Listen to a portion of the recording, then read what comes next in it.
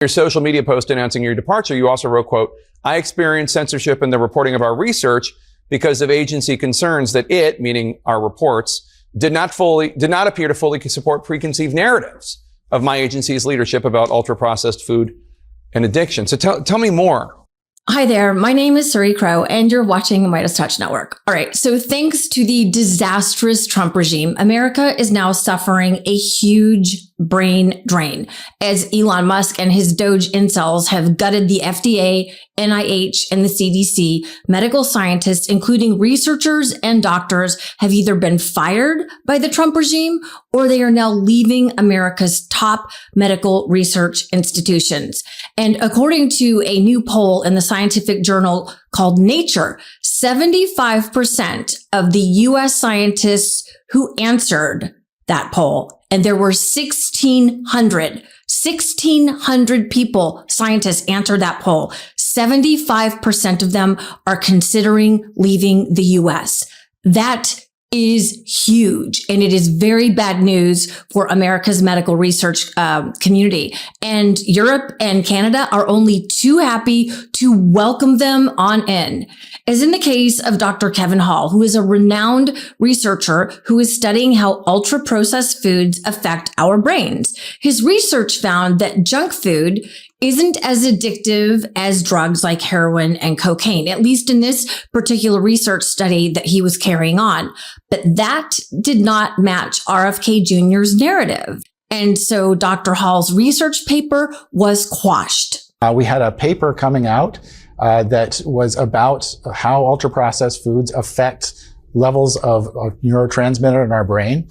And they didn't seem to have the effect that many addictive drugs do. And what we said in the paper was this narrative that ultra-processed foods hijack a reward system of our brain and cause addictive-like tendencies like cocaine or methamphetamine. That doesn't seem to be at work here. This is based on the science. Exactly. It's a study that we did in 50 people, and we gave them ultra-processed milkshakes and looked into their brains and to see what the effects were. And we reported the results exactly like they were. And we said, this doesn't mean that these foods aren't addictive for some people. It just means that this particular biological mechanism is probably not the one at work. And then what happened? We were denied the ability to issue a press release about this paper. A New York Times reporter asked for an interview to talk about the paper, and that was denied. And a HHS communications director contacted the reporter at the New York Times and asked, is this really a story about RFK Jr.? Because this study doesn't fully support the narrative. But any hint of daylight between a preconceived narrative and what the science was actually showing was telling me that there's a problem here. There's a red flag that, are we really listening to the science? Are we willing to actually listen to what the studies are showing? Or are we only interested in purveying the preconceived narrative, and anything else should be downplayed? Yeah, and we should remind people that RFK Jr. is not a doctor. He's not a scientist. He does not have a graduate degree in any of those fields. Here is part of a statement that CNN got from an HHS spokesperson. Quote, "It's disappointing that this individual is fabricating false claims. We remain committed to promoting gold standard research and advocating and advancing public health priorities. Any attempt to paint this as censorship is a deliberate distortion of the facts." And again, to remind people that RFK Jr. has a decades-long record of saying things that are not true about science, just to remind people as a factual matter. But what's your response to that? My response is, I don't think they understand what censorship means. I'm not usually a big fan of Jake Tapper, but I do like that he points out repeatedly that RFK Jr. is not a scientist, he's not a doctor. He has absolutely no expertise in the area of which Trump has put him in charge of, which is like a continuous theme in this administration.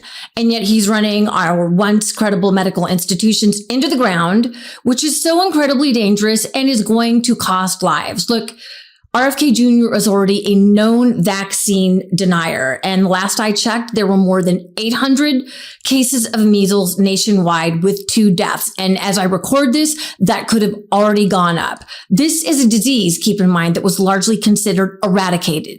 Measles was considered like almost obsolete. But thanks to RFK Jr. and the conspiracy crowd that flourishes in right-wing circles, it's back. Here is Dr. Peter Hotez, who is a globally recognized expert on vaccine science, talking about the dangers that RFK Jr. presents to Americans right now. He has said he's not opposed to them. Can you explain and also address his concerns?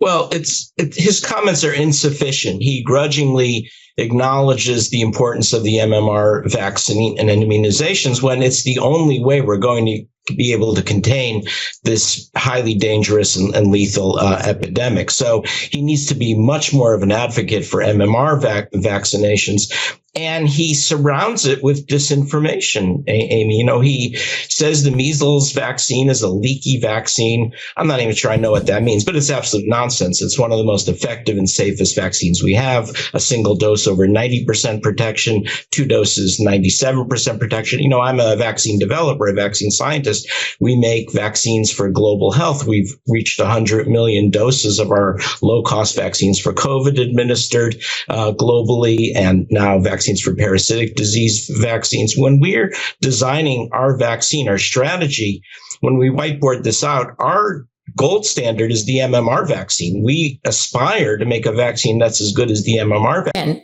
Kennedy has no business being anywhere near our health institutions. We now have an FDA that is canceling food safety inspections. So like E. coli, listeria, anyone? I mean, do you see what is happening here? America is on its way to becoming a failing nation. Trump and Republicans are destroying everything good that we have ever had. Economically, he's wrecking us. He's tearing down our academic institutions as he goes after all of our esteemed institutions, and rah-rah Harvard for holding fast. We are losing America's best and brightest. And here are just a few comments from a video I did a few weeks back when RFK Jr. and Doge fired over 10,000 people from the NIH and CDC. Very telling. I'm a CDC employee and I received my RIF notice. That's the you're being let go notice. On Tuesday, I'm in shock. I've been working since I was 15 years old. I spent the last 16 years conducting research to improve the health of adolescents, expecting mothers, and socially vulnerable populations. I loved my work and team. I was blessed to be an HHS employee. When we were asked to return to the office, it was a huge adjustment, and we didn't have everything required to be effective, but everyone on our campus did what was asked because we are civil servants and it's our job to show up, answer the call, and be good civil servants is what it goes on to say. I mean, just devastating. People who love their jobs and are advancing our medical science fired, let go on the spot. There's somebody commenting on Trump's cuts to Meals on Wheels, part of the cuts that are going on under the HHS. Meals on Wheels, are you serious? There are elderly people who will actually starve to death. They literally cannot cook or feed themselves. Yep.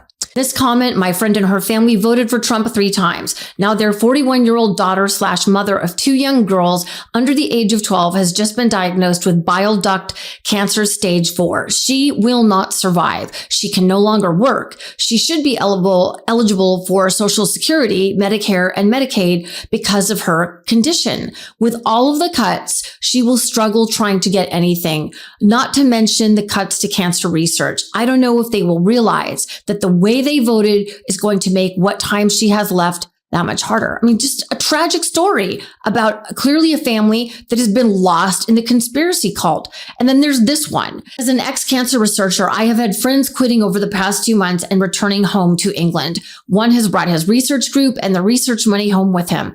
Other researchers in vastly different fields are also returning. In 4 years, you won't be able to just pick it up again.